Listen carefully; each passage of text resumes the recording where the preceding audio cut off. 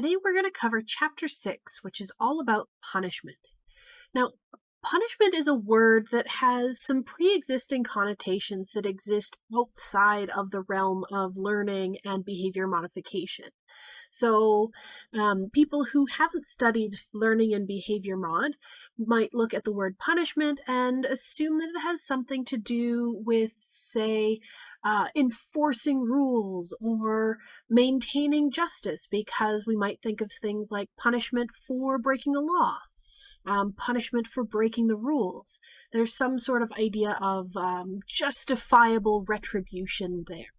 But punishment, as we talk about it, is actually in the strictest sense the learning form of punishment, where punishment is some kind of action that's going to cause a reduction in a particular behavior in the future. So we don't care about something being justified or retribution for something else. That's not the kind of punishment we're looking at. So we're going to have to sort of be critically aware of the fact that our own preconceptions of the word punishment and what it means aren't necessarily directly related to what we're going to be studying in terms of punishment in this chapter and then throughout the rest of the course. So we're going to have to separate the social construct of punishment and the learning construct of punishment, because the two are very much not the same. The textbook actually talks for a bit about how it's rather unfortunate that we've chosen to use this word because of all of those other connotations and a lot of, say, ethical concerns and debates that come up around punishment, especially punishment used in behavior modification and especially with animals. A lot of that comes from not necessarily knowing what we mean by the term punishment. So we're going to keep that in the backs of our minds as we move through this chapter, just sort of a general disclaimer to get started. Now, to this point, we've talked about positive and negative reinforcement, where we either add or remove something, and that addition or removal leads to an increase or strengthening in that behavior that we're interested in. We've also talked about extinction, and extinction is a process that weakens operant behavior. Now we're going to move on to punishment, that is also a process that weakens operant behavior, but we're going to be looking at it sort of in a way that kind of parallels and runs opposite to positive and negative reinforcement, because we're going to look at positive and negative punishment. But let's start with a general definition of what punishment is. So the way that the textbook lays out its definitions is sort of in three components. The first is that there is the occurrence of a particular behavior. An individual does something. That behavior is then followed by an immediate consequence. Immediately something happens because of that behavior. And that consequence is going to result in the weakening of that behavior, meaning that the person is less likely to engage in that behavior again in the future. Now, there are tons of different examples that we could see for punishment. The text uses the example of a woman who walks past a yard that has a dog in it. And one day she decides she wants to pet the dog, and the dog gets mad at her and bites her. So the behavior was to try and pet the dog. The immediate consequence was getting bitten, and the result is that she never tried to pet the dog again. So that definitely fits our definition of punishment, because there was a behavior done, there was an immediate consequence, and they have a weakened behavior. They don't engage in that behavior again in the future. Now, we've already seen slides either exactly like this or similar to this, where I pick apart positive and negative reinforcement and punishment. So we've talked about reinforcers and the idea of reinforcement, where we're increasing the likelihood of a behavior occurring in the future, strengthening a behavior. So if we're talking about reinforcing, we're talking about that increase in a behavior. If we're talking about punishment, we're talking about decreasing a behavior or weakening a particular behavior. It becomes less likely to occur. And you can do this by either adding a stimulus So positive punishment is the addition of a stimulus. Negative punishment is the removal of a stimulus. So you can remove a stimulus, and the removal of that stimulus makes them less likely to engage in that behavior in the future. Okay, so let's look at some examples of each of these. Let's start with positive punishment. And for a lot of people, positive anything, whether it's reinforcement or punishment, is a little bit easier to visualize. So you are adding something to change that behavior.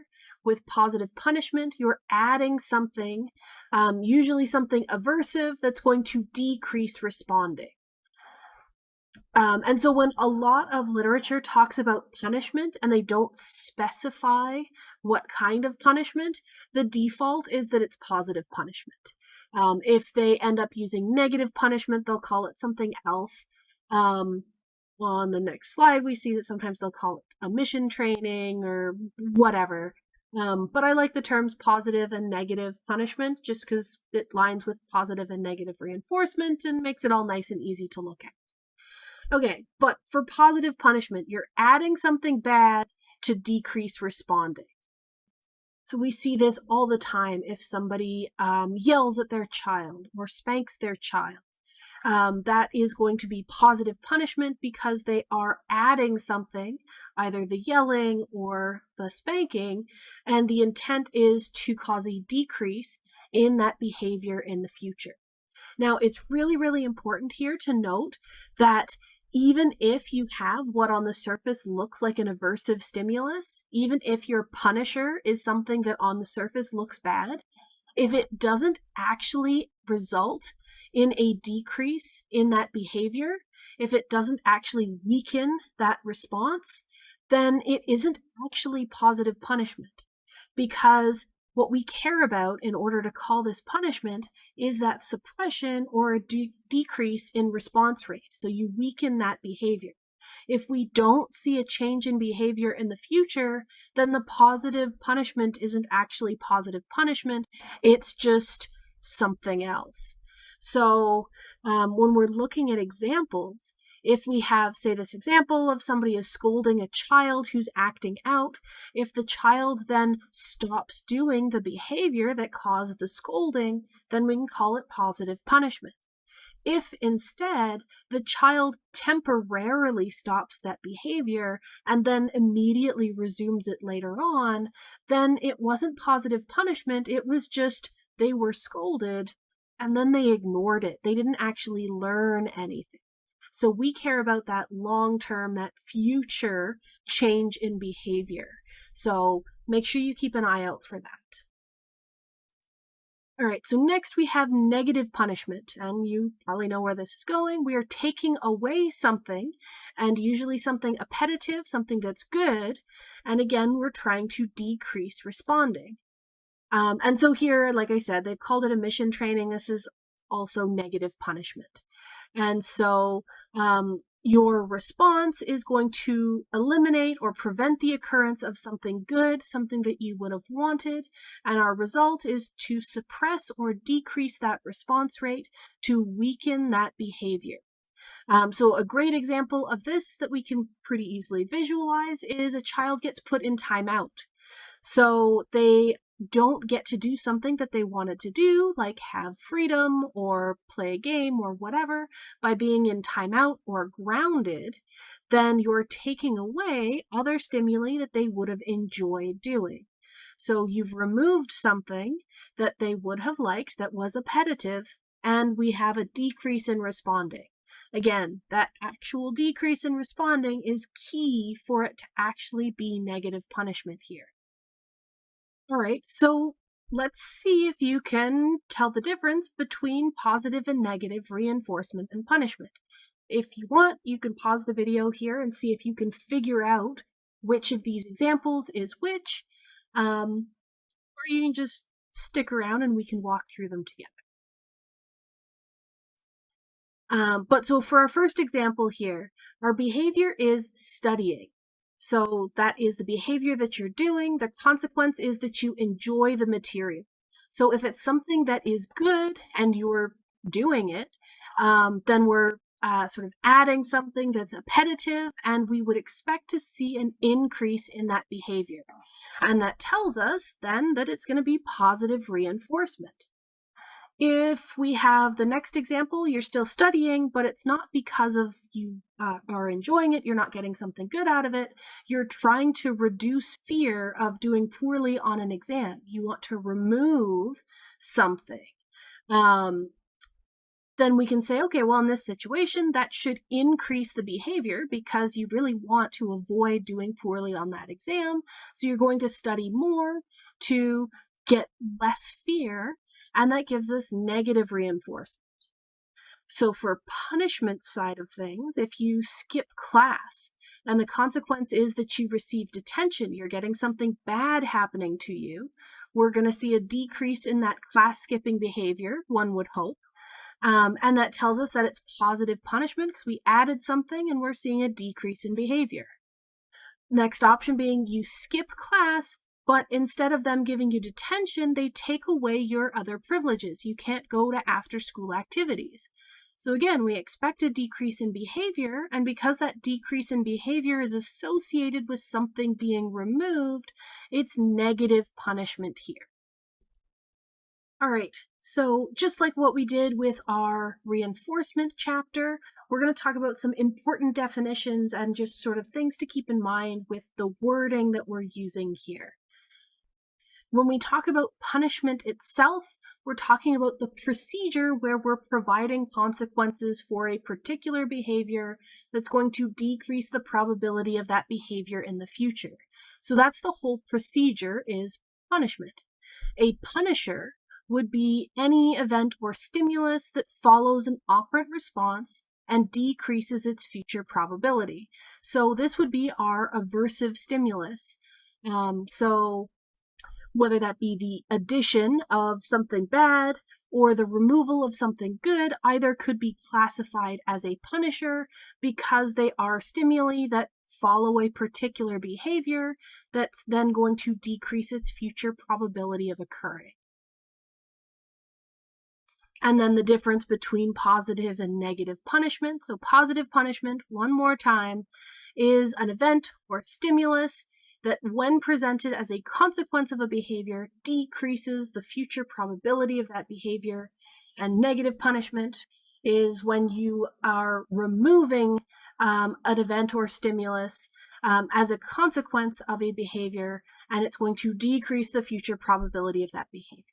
So you are absolutely going to have to know the difference between positive and negative, punishment and reinforcement. If I describe an example, could you tell me which is going on just from, say, a description? Okay, so now that we've laid the ground rules, we've talked the procedure, and we've talked the definitions, now we can get into a couple more of the fine points, other things that we need to consider.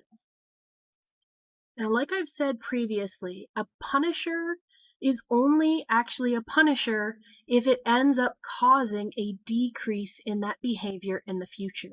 So unlike the common view where punishment is specifically going to involve something that's unpleasant, where we would call anything unpleasant a punisher, that's not really the case unless we see that actual reduction in behavior as a consequence of that particular behavior.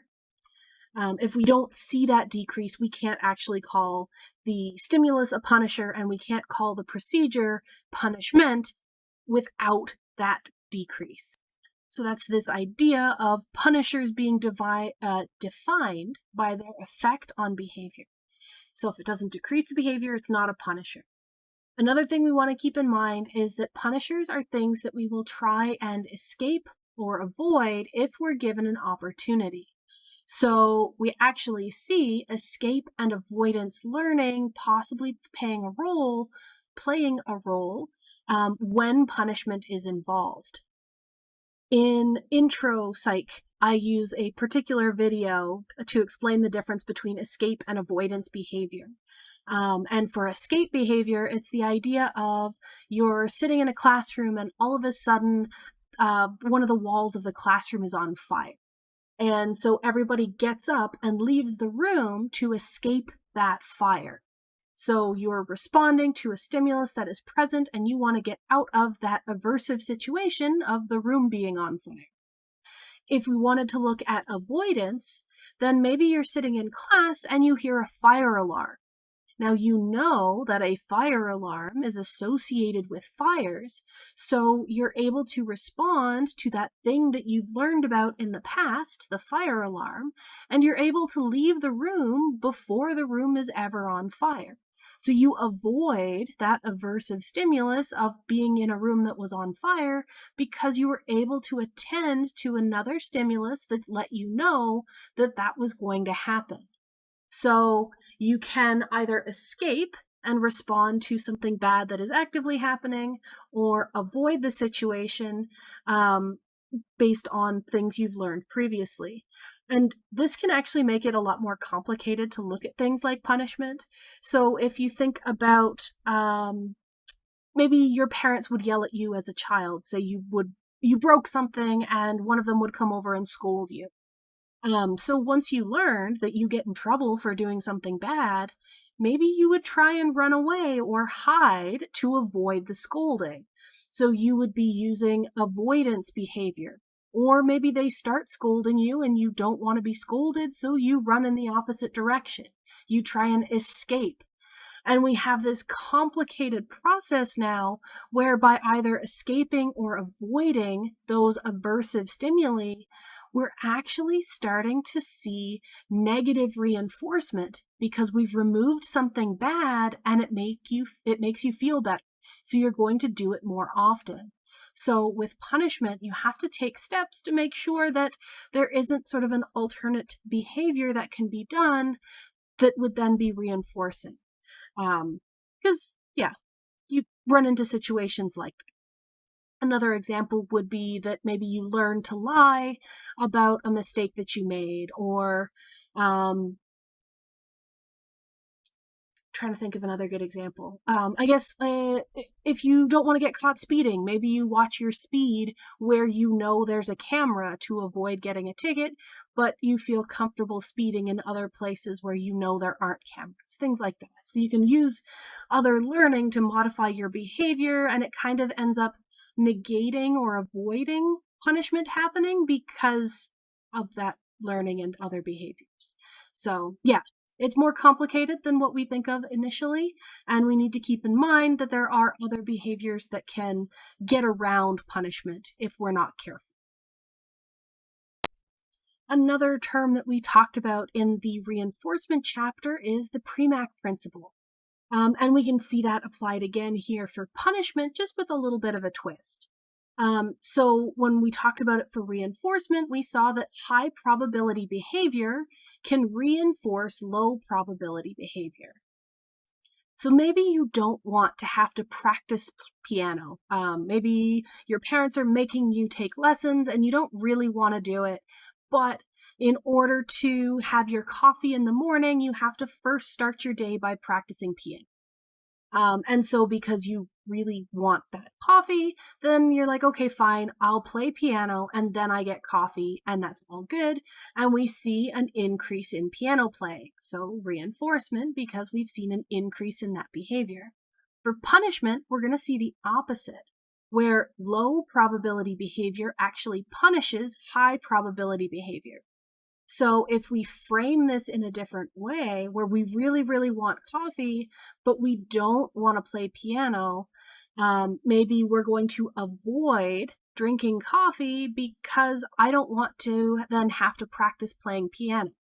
So if instead of up here where we said, okay, well, if you play piano first, then you can have coffee. If you do it the other way around, where if you have coffee, then you then have to sit down and play piano, we would actually see people decrease their coffee drinking behavior because they really don't want to do this one. So they're going to reduce the thing that they actually do want to do to avoid doing the second one. So both of these fall under the rules of the Premack principle. And that's something we can get into in more detail later on. All right, at the very beginning of this lecture, I talked a little bit about the fact that we had previously discussed extinction, and that extinction was a way to weaken behavior, and that punishment also weakens behavior, so they're kind of similar. Well, now we can kind of pick apart what's the difference between these two. Specifically, we're going to be looking at negative punishment and extinction, because those are, I guess, the easiest to confuse. Now, with extinction, all we're doing is withholding the reinforcer that had been maintaining the behavior.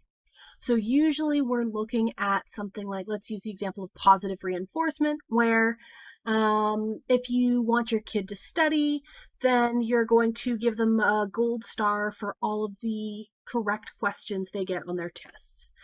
If you then withhold that reinforcement, that rewarding sense of giving them gold stars, then we can see a reduction in that behavior because they're no longer being reinforced like they were before.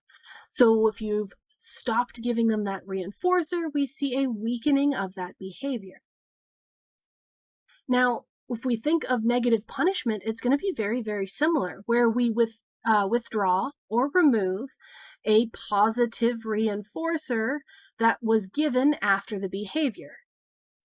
So like our example of a kid who skips class not getting to go to their after-school activities.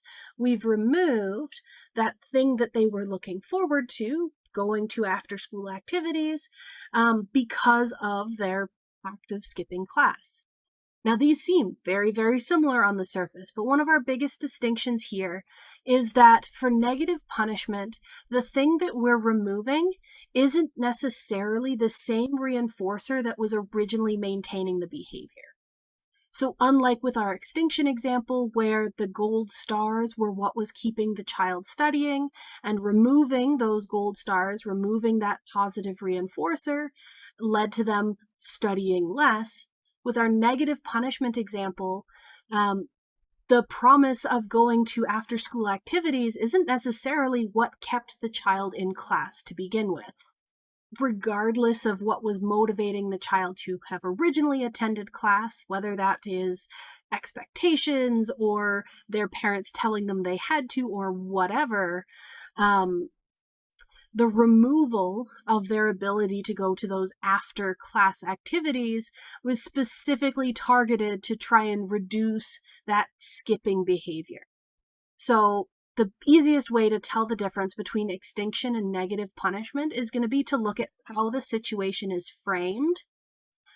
We get a little bit of a shortcut with negative punishment, where if the thing that we're removing isn't necessarily established as the thing that was maintaining the behavior to begin with, we know right off the bat that it's negative punishment. So we can tell the difference that way. And there's also, I guess, in my mind, a little bit of intentionality with extinction.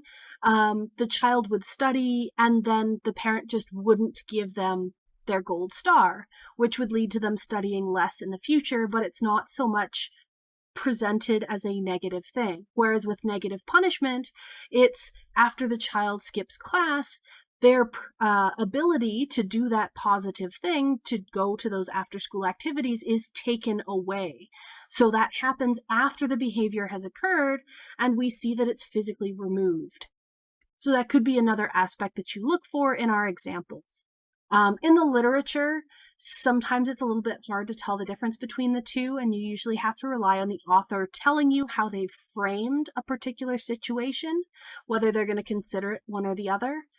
For my own examples, if I were to test you on the difference between these two, I would make sure that it's clear which one it is based on one of these indicators we've talked about.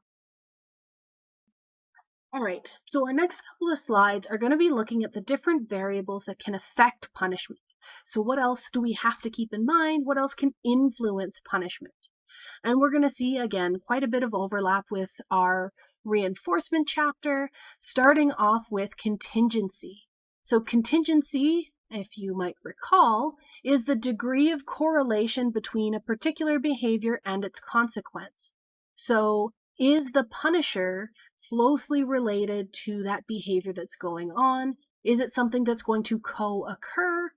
Is it something that's reliable?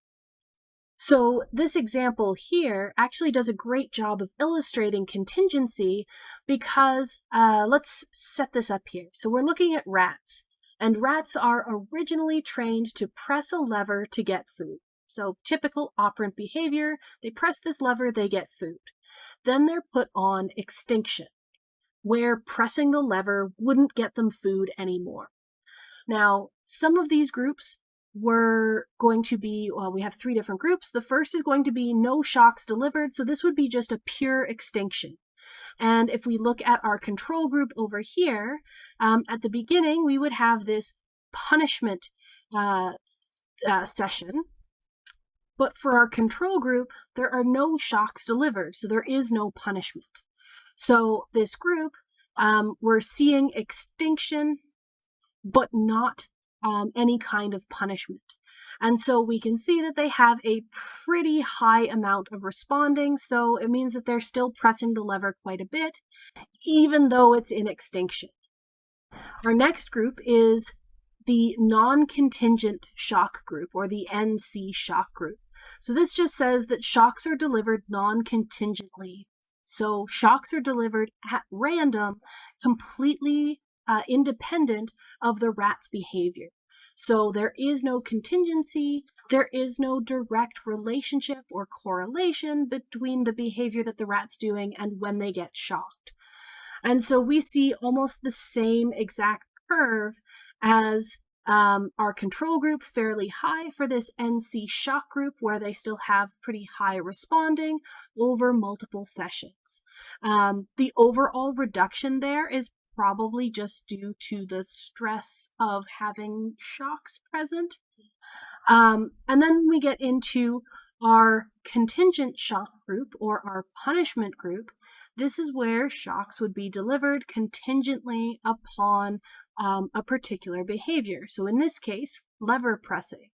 So if we add this extra stage where it's not just extinction now, the shocks are discouraging them from pressing the lever, we can see that there's a dramatic decrease in that responding behavior, and that's exclusive to this punishment group, where the punishment is contingent upon that behavior at the beginning here. Now, this would be a great point to note that when we talk about shocks in situations like this, they're usually very, very mild shocks. They're not meant to be, I don't know, what people envision when they think of punishment and shocks. It's not something that's overly dramatic. It's usually something just intense enough to be mildly uncomfortable, because as we talked about earlier on in the course, when it comes to ethics and things that we need to consider, you want to minimize harm. So you just want enough that they're aware that it's there and it's mildly uncomfortable, so it is a punisher, but you don't want to actually cause the animal harm. And I find that sometimes in the literature, when they talk about shocks being delivered, it conjures up some visual representation that it might be a lot more intense than what it actually ends up being in practice. So that's just a little aside here. And it's a good thing to note for ethical reasons, which we'll come back to at the end. All right, so our next C that we have to tell apart, so from contingency to contiguity, and this one is the fancy way of saying nearness together in time. So basically we want temporal contiguity, or we can also have spatial contiguity, but these are things that are occurring close together in either space or time so that they are easier to associate together. As with reinforcement, where we talked about having, say, a button that you press in one room or at one side of the cage, and then a reinforcer being delivered at the complete other side of the cage, it might be hard to associate those two because of low spatial contiguity. Temporal contiguity, meaning that if you push that button, it takes a long time to get a particular reinforcer, then you'd have low temporal contiguity. Same basic idea when we're using punishers. So a long gap in time. So if you do the behavior and it takes half an hour for the punishment to happen, then there's low temporal contiguity and it's a lot harder to form an association. And so we can see that represented in this graph here, where we have a mean suppression ratio, which is how much of a reduction in behavior do we see, and how many sessions. So this is a measure of time. And so this lower line here would be a 0 delay. So the behavior happens and it is immediately punished in some way, whether that be a loud noise or a small shock. And we see a quick drop off in this behavior here to very low levels of responding. If we have a 2-minute delay, we see higher levels of responding. And if we see a 30-minute delay, we see an even higher level of responding. So this is telling us that the longer the delay, the less temporal contiguity we have, the less we see a change in behavior. So less learning or slower learning as we have less contiguity. And it's a lot easier to see that with temporal contiguity, but it also applies for spatial contiguity. So the closer proximity things are, the easier it is to learn that association, and the farther apart they are, the harder it is to learn. Our next point is probably a fairly obvious one, and this is intensity, where more intense punishments are usually going to have a greater reduction in the punished responses. So the more intense your punisher, the more of a reduction in behavior that you see. So the more rapid the learning and the more intense the learning. And again, we have a graph here showing a reduction in percentage of responding and time. And each of these is going to be successively more intense shocks.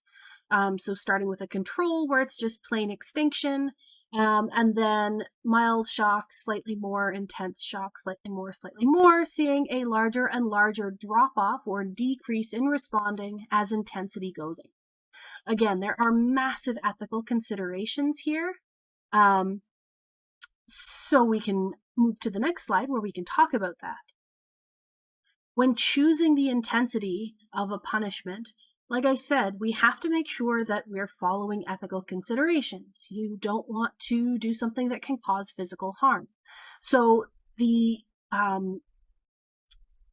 most effective level of punishment to start with, it's actually kind of hard to pick that. You have to keep a bunch of things in mind. You have to have a lot of considerations when choosing where you start in terms of intensity. So things to consider here is that if you have to use punishment for a particular experiment and you've gotten the ethical approval that it's a necessary and important study that needs to be conducted and it can only be conducted using punishment, then you have to make sure that the intensity is intense enough to actually suppress the behavior. And you want it to be a dramatic enough suppression that you can actually see the statistical change, because you want to be able to report that something has happened. If you don't use an intense enough punisher, then you might not see that suppression at all. You might have to use more trials of sort of less intense punishers to see the kind of change in behavior that you're looking for, or you might end up having to use greater intensities after the fact. So if a particular level of volume didn't work to condition a startle response, then maybe you'd have to crank the volume up and try again. And so by having to do extra steps later, you're just causing more harm because there's a prolonged experience of discomfort there. So it's sort of a balancing act between you don't want to have too high of an intensity, but you also don't want to have too low of an intensity because that can also have harms. So this is, again, an ethical consideration where you kind of have to figure out the best way to proceed. And there are usually rules or standards for particular types of work so that you don't have to guess when doing this kind of research. So if you're working with rats, there's usually going to be a collection of literature on which levels of intensity work in particular situations for particular stimuli. All right, and so keeping all of that in mind, what is an acceptable level of intensity to be using? And as I said, there's kind of rules of thumb and existing literature and existing practices. For self-modification, so if you're trying to use behavior modification to change your own behavior, an effective punisher should usually be something that you don't willingly inflict upon yourself. So there are actually, interestingly, companies that could, say, be set up to deliver a particular shock or a particular stimulus that you find aversive in order to help you control or shape your own behavior. Now, these kind of companies work on the idea that this isn't something that you wouldn't want to inflict upon yourself. You'd usually need a third party to do it, like an automated device. So we can look at the Pavlov, which I think came from Shark Tank.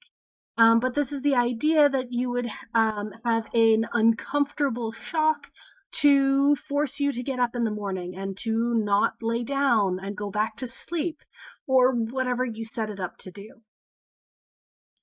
And again, it's a lot easier to talk about things like, delivery of a shock, but we already used the example of, say, a really loud noise.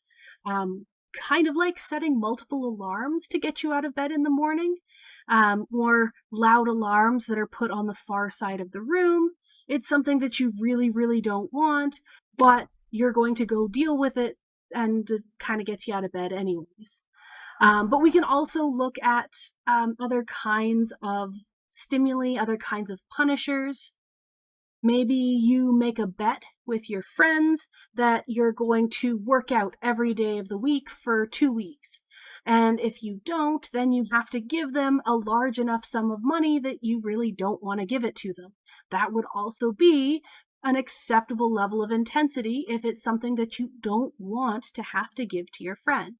So a bet of $5 isn't a great place to start if you really don't care about $5.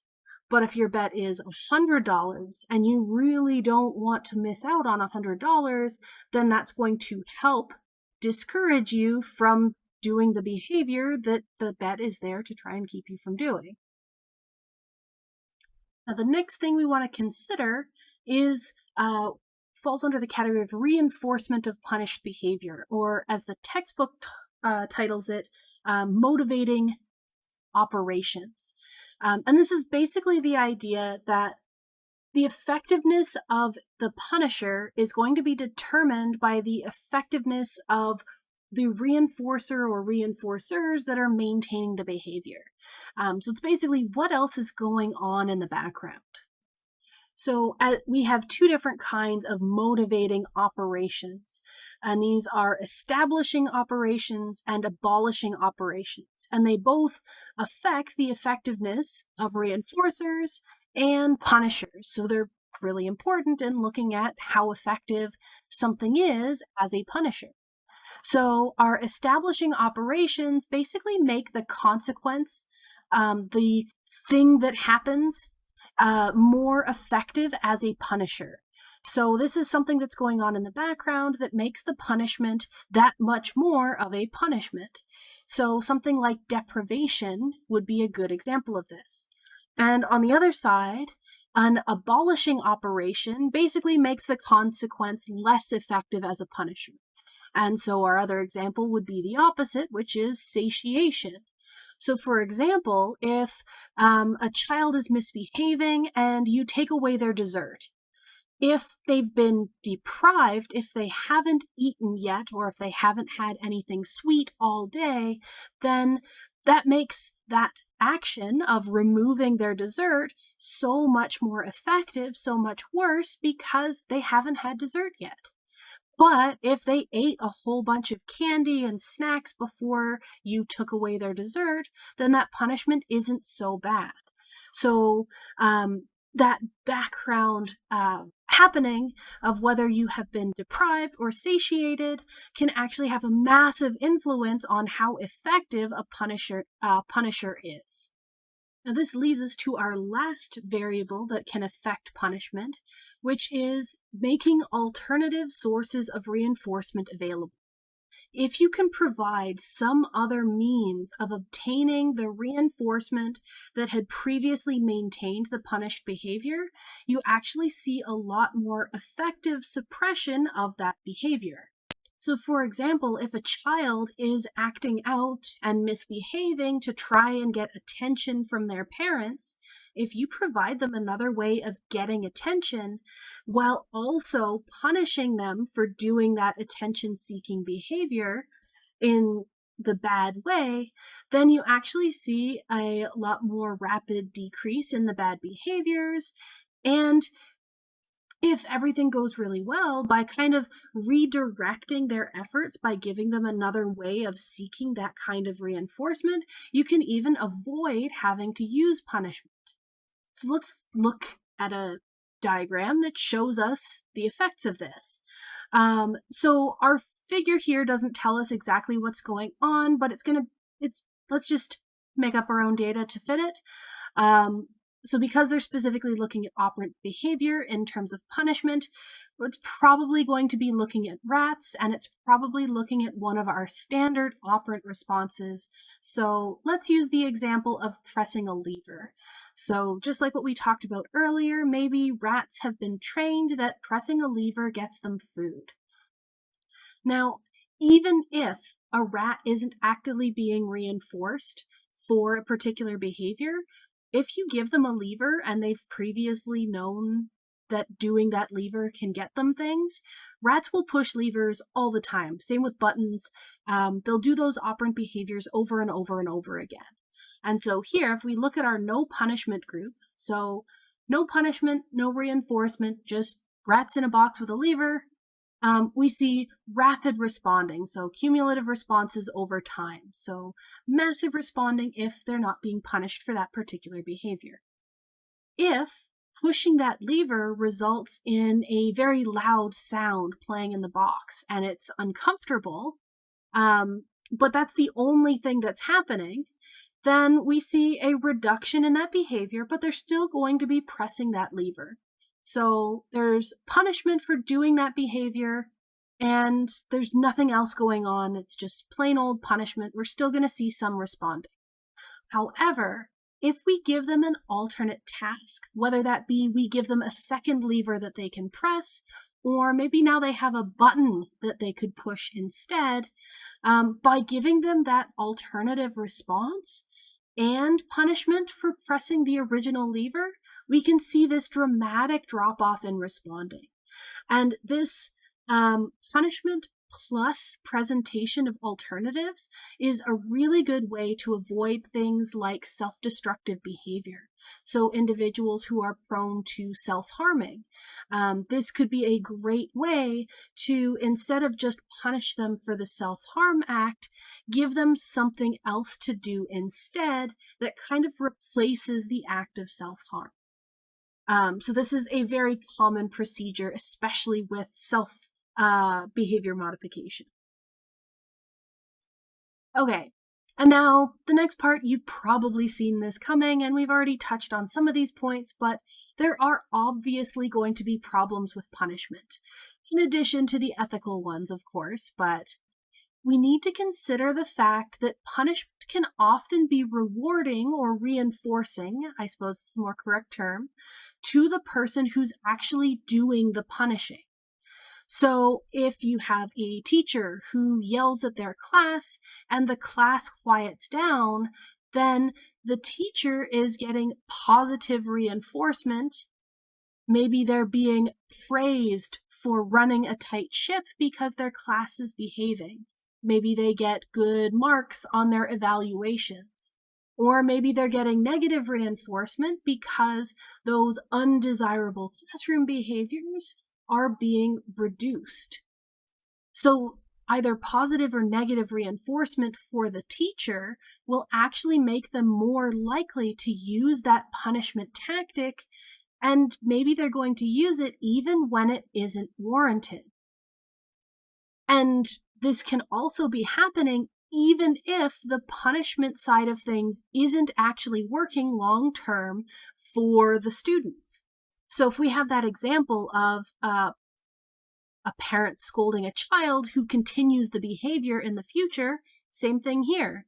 A teacher scolds their class and the class continues to act out, but because the behavior temporarily stops only when they have just been scolded, the teacher will still experience this reinforcement behavior, but the students won't receive the punishment behavior that would reduce the problem behavior to begin with. So it's a lot more complicated and it can have some negative outcomes here, especially if it leads to, say, a teacher that shouts a whole lot. We've also talked already about escape and avoidance behaviors that can tag along with punishment. So we talked about things like lying to avoid being punished, because if they don't know you did something wrong, maybe they won't punish you for it. Cheating to avoid getting a bad grade, hiding or running away from something bad.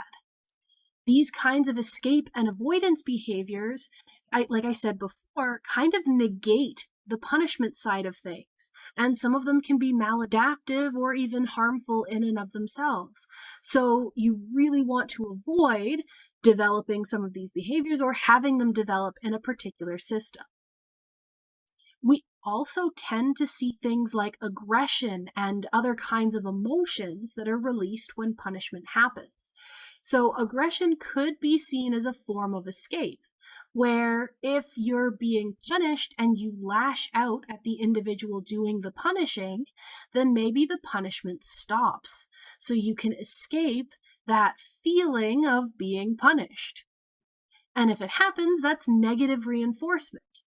And it becomes more and more likely to see this kind of aggression if there is no other means of escaping. So if they can't run away, if they can't hide or avoid it, then maybe they'll become aggressive to see if that helps. And it isn't always directed at the punishing source. Sometimes it's directed at other objects in the area.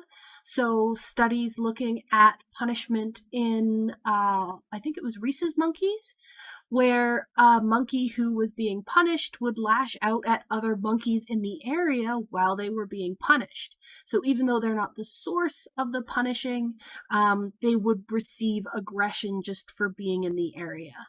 But you can also see it being directed at inanimate objects. So a rat getting really angry about being punished might scratch the walls or chew on cables or something like that.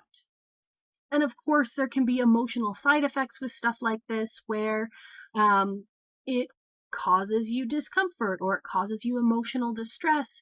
So those are also things that really need to be considered if punishment ends up being used, if it's specifically necessary. We can also run into the case of apathy. You might have heard of learned helplessness, where if you have no alternative behaviors that could help you avoid or escape some kind of punishment, then you might do nothing at all. So you might exhibit this kind of apathy or learned helplessness where you won't do that behavior, you won't do anything because nothing is helping you get away from the punishment.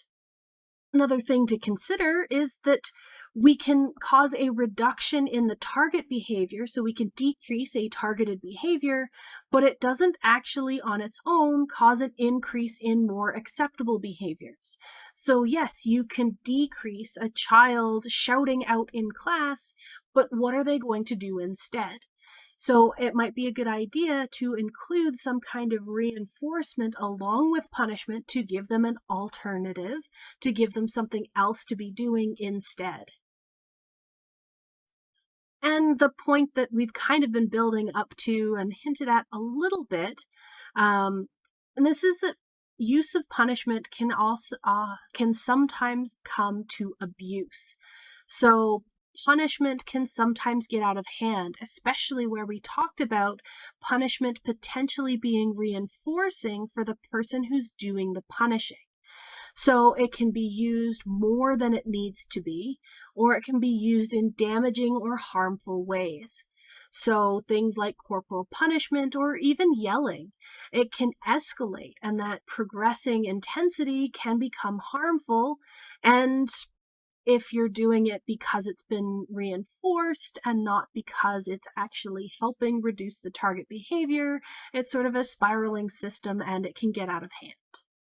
In most cases, negative punishment is going to be preferred to positive punishment because the removal of some kind of good stimulus is a lot better than the delivery of some kind of bad stimulus. And so especially when we're looking at, say, dealing with children, removing a good stimulus is a lot better and a lot less harmful and a lot less abusive, or less prone to abuse, I guess is the best way to say it, than something like the delivery of a bad stimulus. And we also run into this interesting phenomena of imitation, where those who have observed others using punishment may themselves become more likely to use punishment. And so I shared a video of the famous example of imitation and punishment, which is the Bobo the Clown experiment, which I'm sure you've heard of quite a bit by now. But for those who don't or who haven't watched the video quite yet, basically there was an experiment where they had children who would observe adults who would interact with this blow-up clown doll, and it was called Bobo the Clown. And so these children would watch, and the adults would either ignore the doll or interact aggressively with it in some form of punishment. And then they saw that when the children were then allowed to interact with this doll, if they had watched adults say punching the doll, then the children would be more likely to punch the doll themselves. So children are going to imitate what they've seen, and if they've seen punishment, then they're going to perpetuate punishment. So again, there's lots of things that need to be considered if punishment is going to be used. So there's the ethical considerations, there's sort of is it the best course of action? What other things are going on in the background? What else do we have to control for and consider? So punishment comes with a whole lot of things to keep in mind. But if we want to sum all of this up and talk about sort of the most effective way to make use of punishment, we want to make sure that it's not delayed. So we want an immediate delivery of punishment. That's that whole idea of contiguity. We want to make sure that we have consistent contingencies and intensity. So we want to make sure that every time you do the bad behavior, that you're going to receive the established punishment. You want to make sure that it's going to be intense enough to stop the behavior, but not so intense as to cause harm. Negative punishment is usually preferable over positive punishment as much as possible. By actually explaining that the punishment is going to happen or why it's happening can make it a lot more effective, especially if you have delay of punishment. So by explaining that somebody did something wrong and they're going to be punished, it's a lot easier to form that association. That isn't necessarily directly usable in non-human animal research, but you could use something like a signal that lets you know that the behavior has been done and it was wrong, but that's a little bit more complicated.